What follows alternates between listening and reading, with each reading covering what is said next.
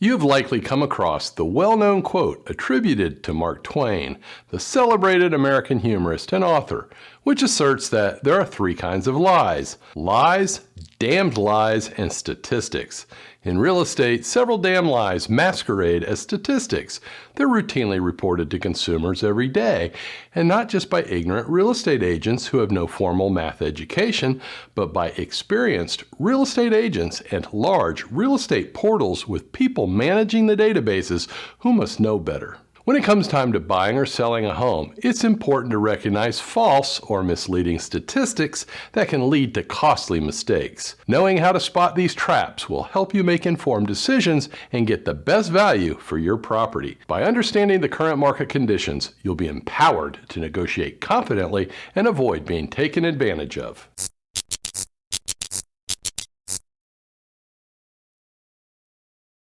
In this video, I discuss a common statistic that real estate agents and web reporters often use, but which is actually misleading, and it costs ignorant consumers a lot of money. I understand that some people may be attached to the statistic and might feel defensive about it, but I hope you'll give me a chance to explain my perspective. By the end of this video, I believe you'll have a better understanding of this issue and why it's important to be aware of it. So, let's dive in. Let's start with a graph from real estate giant Redfin. Redfin, a publicly traded real estate portal that produces some of the timeliest real estate market data, allows visitors to view local and national housing market data. This graph plots the median days on the market nationally and in some local markets. We want to focus on the national time on the market, that's the red line, and for comparison, the Tallahassee time on the market, which is the black line. Note that market time appears to be dropping everywhere, with Tallahassee typically taking longer than other metropolitan areas. I have included Tallahassee in this report because I have the local data from Tallahassee to compare with what Redfin uses to calculate the median market time for homes sold in Tallahassee. And unlike Redfin, I've meticulously picked through the data for accuracy and created our next graph that shows the real time on the market in Tallahassee. Hey, if you're a longtime subscriber, then you know I often discuss data sources and corrupt data because most real estate reports are built upon a foundation of ignorance and poor data collection processes. If you're not a subscriber, please click the thumbs up like button and subscribe now so that you get all my new content when it is fresh. If you really want to know what's going on in housing, to see and hear the data explained, to evaluate the facts and ignore the hype that is so prevalent online, then subscribe now and I'll keep you in the know. If you take a look at this graph, you'll notice that the median time in the market is different from what Redfin has reported. It's important to note that the MLS, or Multiple Listing Service, often provides a shorter estimate of market time than what is actually accurate. So, in reality, it may take several more months to sell a property than what the Redfin and MLS suggests. I want to highlight two critical points that arise from the different perspectives on market time. Firstly, it's worth noting that Redfin has to be aware of the inaccuracies in their market time statistics, yet they continue to report them anyway. This raises questions about their transparency and integrity, especially given their prominent role in the real estate industry. Secondly, the truth is that market time is no longer relevant in today's digital real estate landscape. Embracing new technologies and adapting to changing conditions is the prudent approach for home sellers looking to get the most value from their property. So let's dig a little deeper into the concept of market time and what you need to know to be prepared for your next real estate transaction. This graph was painstakingly assembled after hundreds of hours of data scrubbing to accurately measure the median time on the market for home sellers, which, by the way, is the mathematical answer to the question, how long does it take to sell a home today? Here's what you need to know. Garbage in equals garbage out. That's one of the first lessons I picked up as I pursued my undergraduate degree in computer science at West Point. Computers are great for answering questions, but if you give them bogus data, they will respond with faulty conclusions. How accurate is the market time metric used in real estate? Here's an example of how it gets so discombobulated within MLS systems. Agent Mary loves to brag to home sellers that her average market time is 17 days. She can pull up a report from the Tallahassee MLS, and sure enough, it shows that, on average, Mary takes 17 days to sell a home. But I know better, and so should Redfin. You see, Mary wants her statistics to tell a different story than her actions reveal. She routinely cancels her listings every week and then creates new versions of the same listings.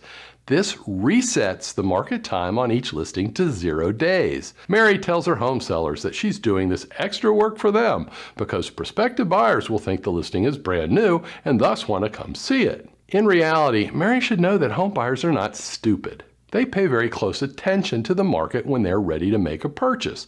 The fact of the matter is that Mary doesn't want her market time statistics to show the actual months and years she often takes to sell a home. So she keeps putting bogus information into the MLS so that her statistics are stronger. And you have to know, Mary is not alone. Imagine that half of the real estate agents in the Tallahassee MLS do something similar to Mary, manipulating the market time on their listings by canceling and restarting listings. So how do we track true market time accurately? It's important to understand that the MLS systems, which are used by many reporting agencies like Redfin, often produce reports that suggest homes are selling in less than a week, and oftentimes 0 days. However, this metric only measures the number of days from the final listing entry to the date a buyer puts the home under contract. This means that the market time being tracked and reported by Redfin includes a lot of 0 and 1 day sales that actually took months or even years to sell.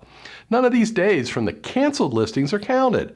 Thus, Redfin and MLS reports on MLS time are entirely garbage.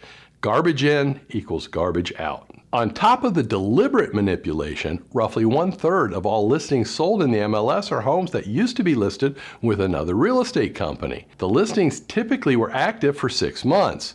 So let's go back to our example with Agent Mary. Before Mary listed the property, it had been listed by Agent Bob for 6 months, but had failed to sell. The seller fired Agent Bob and hired Agent Mary. All the time on the market with Agent Bob is never considered for market time. Here's how that tracks in real time.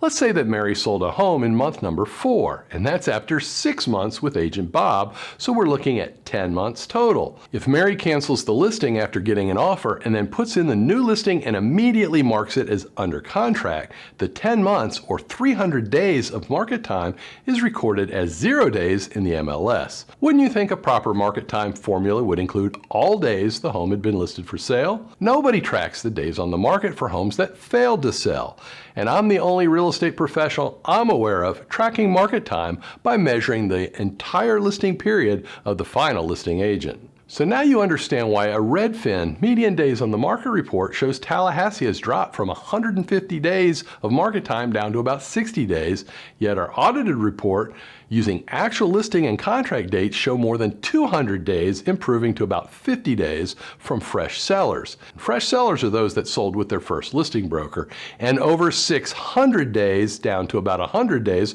for relisted sellers. And remember, there were 180 days with at least one broker prior. Today's median market time can be estimated with this format that considers all the days on the market, including those from expired listings. It turns out the 127 days on the market is roughly double the number the Redfin report states. So we know that Redfin is way off in Tallahassee.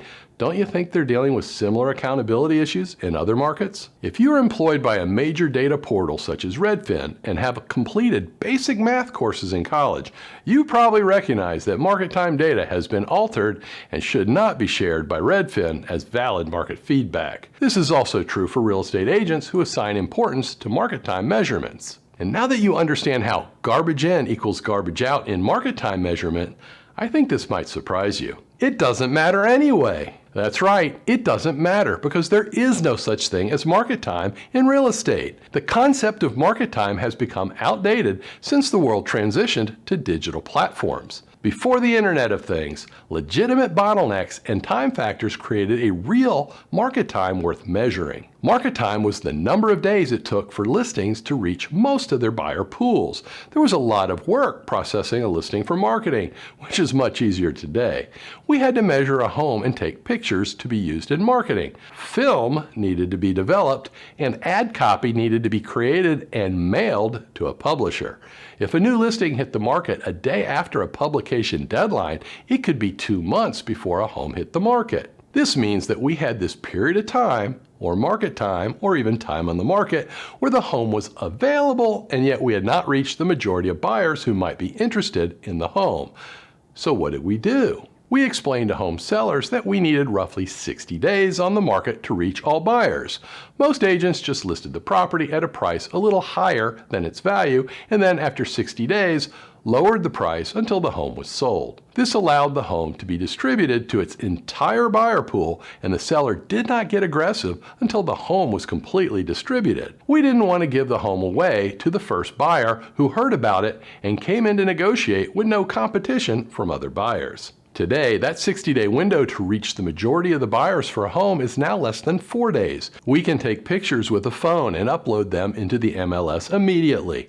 The MLS distributes the listings through an IDX feed to major real estate websites in a matter of hours or days, so publishing deadlines are no longer the major bottleneck in the marketing process. Market time is a bogus, useless statistic because it lost relevance once marketing systems went digital. And this begs an important question for you, dear viewer.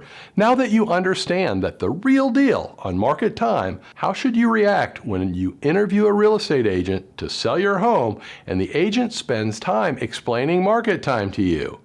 You have to wonder, is the agent unaware that marketing systems have gone digital? Or does the agent plan to publish your home in the newspaper after their film is developed? Or are they using manipulated data to impress you with a garbage statistic they think you do not understand? Or are they just lazy, not having kept up with the minor and major changes in the housing market? Regardless of the answer, should any of these behaviors be listed among those you wish your agent to display? Do you want an ignorant agent?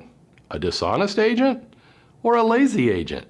I hope not. You'll be competing in a housing market where some of the other buyers and sellers have wisely armed themselves with well-trained, honorable agents, and they will eat your agent's lunch. Most home sellers and home buyers alike do not realize their agent selection is important until negotiations get underway. That's when sellers and buyers ask the agent for important guidance. When it is time to seek this guidance, you don't want to turn to a lazy, ignorant, or dishonest agent. You will need somebody you trust who has not won your business with trumped up bogus statistics that became invalid nearly 20 years ago.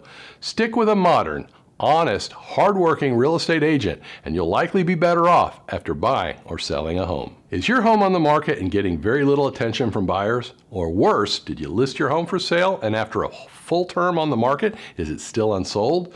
If you're a frustrated home seller, I've got the perfect video for you to see. It's called Your Home Failed to Sell, Now What? And you can get the answers you need by clicking on the box in the top left corner of your screen.